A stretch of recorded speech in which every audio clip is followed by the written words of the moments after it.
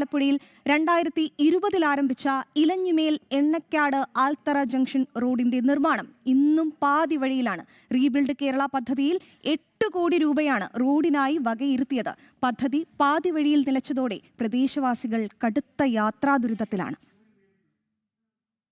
ചെങ്ങന്നൂർ ഇലഞ്ഞിമേൽ എണ്ണക്കാട് ആൽത്തറ junction റോഡിൽ കൈവരിയില്ലാത്ത കലുങ്ങും തകർന്ന റോഡും അപകടങ്ങൾ പതിവാക്കിയതായി നാട്ടുകാർ ആരോപിക്കുന്നുണ്ട്. പ്രാഥമിക ആരോഗ്യ കേന്ദ്രം, സ്കൂൾ, ബാങ്ക്, മിൽമ, ആരാധനാലയങ്ങൾ എന്നിവിടങ്ങളിലേക്കുള്ള പ്രധാന പാതയാണിത്. അനുവദിച്ച 8 കോടി രൂപയിൽ 2 കോടി രൂപയുടെ നിർമ്മാണം മാത്രമാണ് ഇവിടെ നടന്നതെന്നും ഫണ്ട് വിനിയോഗത്തിൽ ക്രമക്കേട് നടന്നതായി സംശയമുണ്ടെന്നും വാർഡ് മെമ്പറും നാട്ടുകാരും ആരോപിക്കുന്നുണ്ട്. പുലിയൂരിനെയും ബുധനൂരിനെയും ബന്ധിപ്പിക്കുന്ന ഒരു റോഡാണിത്.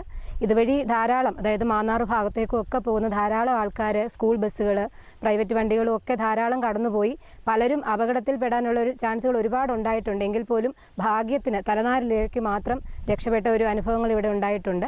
പാലത്തിന്റെ കൈവരി വെക്കാതെ ബാക്കിയുള്ള റോഡിലോട്ടുള്ള പണികളൊന്നും പൂർത്തീകരിക്കാൻ പറ്റില്ലെന്നാണ് കോൺട്രാക്ടറുമായിട്ട് സംസാരിച്ചപ്പോൾ പറഞ്ഞത്. അപ്പം നമ്മൾ AE ആയിട്ടും കോൺട്രാക്ടറുമായിട്ടും ഒക്കെ സംസാരിച്ചപ്പോൾ മനസ്സിലായത് ഇവർ തമ്മിലുള്ള ഒരു തർക്കത്തിന്റെ പേരിലാണ് ഈ റോഡ് കിടക്കുന്നതെന്നാണ് മനസ്സിലായത്. ചെങ്ങന്നൂരിൽ നിന്ന് ഈ റോഡ് മാർഗം മാന്നാർ ഭാഗത്തേക്ക് വേഗത്തിൽ എത്താൻ സാധിക്കും.